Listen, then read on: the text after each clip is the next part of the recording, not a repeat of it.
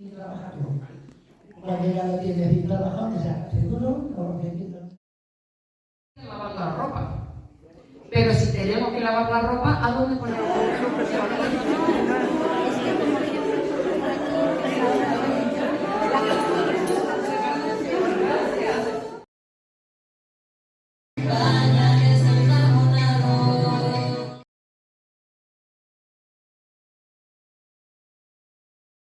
¿Cogen? ¿Tienden la ropa? ¿Sí? ¡Qué vergüenza! Sí, me encanta. La libertad. No me tienes en la palma de la mano. Quiero perderte.